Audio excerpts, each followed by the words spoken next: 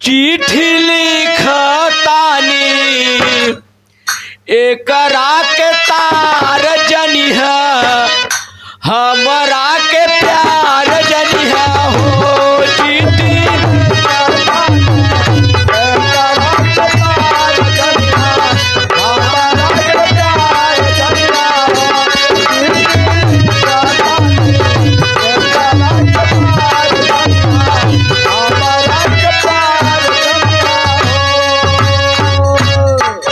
यही भाव में निर्गुण है, लेकिन कैसे है। एक दिन माटी का पी जड़वा बेकार होई सुगना फरार होई हो।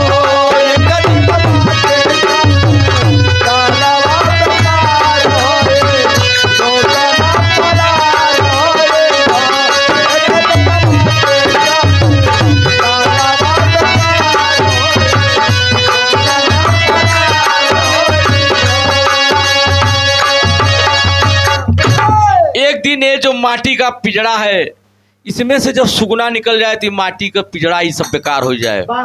लेकिन कभी कहत कहाँ है, अगर मैं आई है तो कुछ कर, ये अपने शरीर पे अपने जवानी पे इतना घमंड न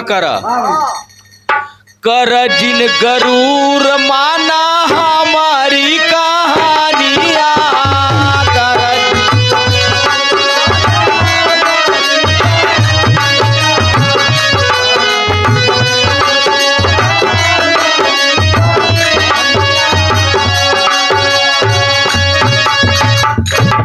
ढेर दिन काम नाही आई है जवानिया।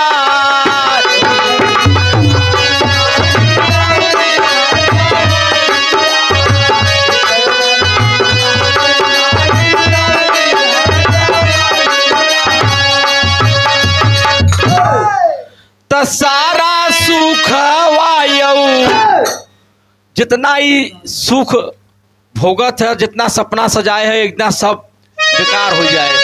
तो सारा सुख वायु सपना बेकार होई सुगना फरार होई हो।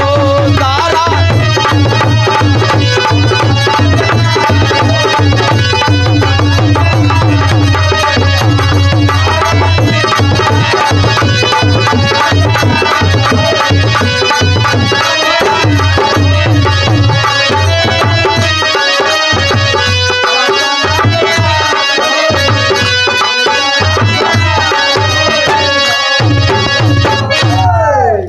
एक दिन इस सब यहीं रह जाए, लेकिन आगे कभी संकेत का करत हैं।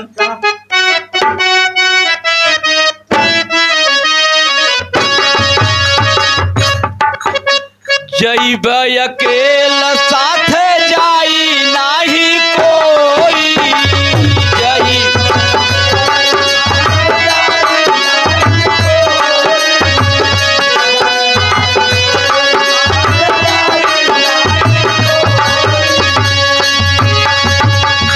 जइब अकेला साथ जाई नाही कोई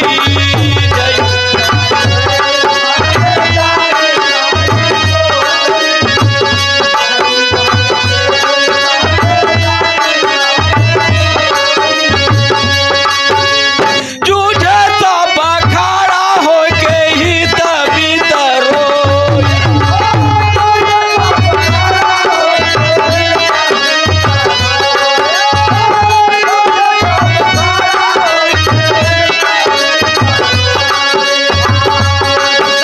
नीरा मोही जब हे नीरा मोही जब सारा परिवार होई सुगना फरार होई हो। नीरा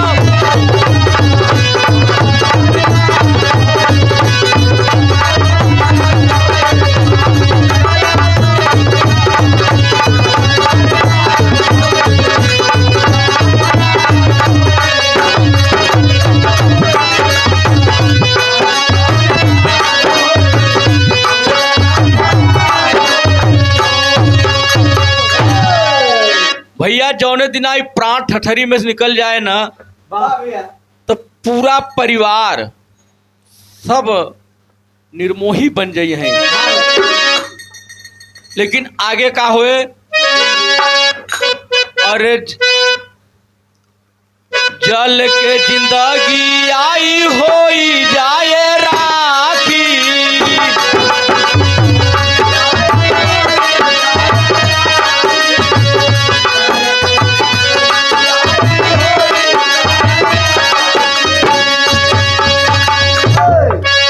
ले जाइ हैं श्मशान घाट पे, चिता पे आग लगाए दे, इस सब राख हो जाए।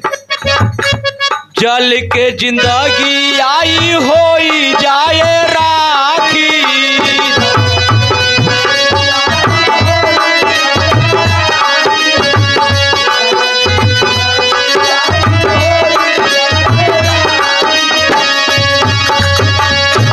नमवा निशान सब रही जाए बागी।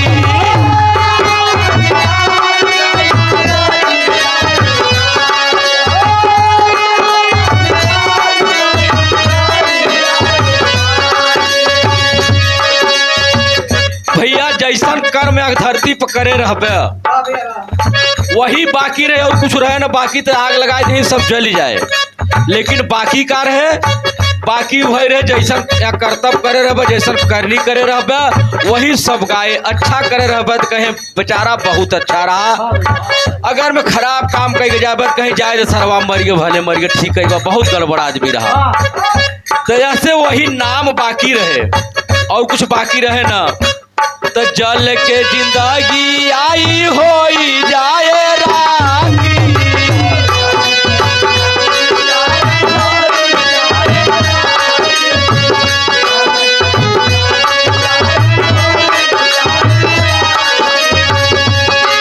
नमवा निशान सब रही जाए बागी।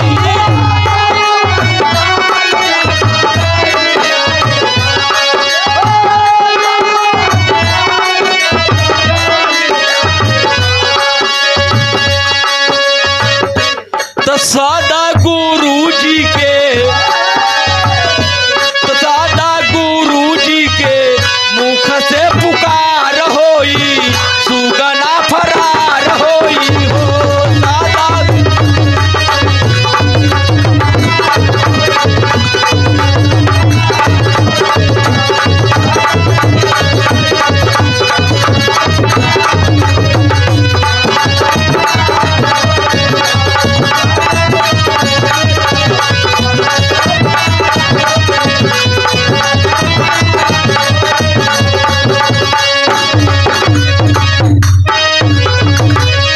भैया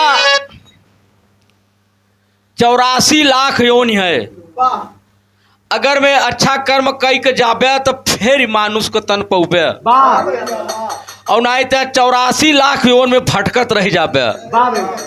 अच्छा कर्म करबे तो फिर मनुष्य के तन पौबे। लेकिन कैसे कभी संकेत करत हैं, लाख 84 में भटकत रही जाइबे,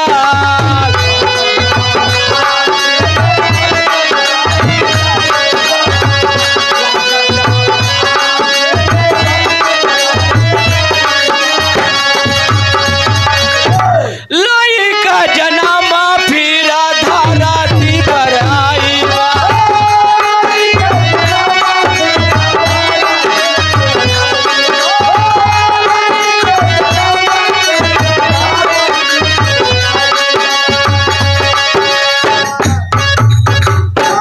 तो आवे जावे वाला, तो आवे जावे वाला ऐसे कारो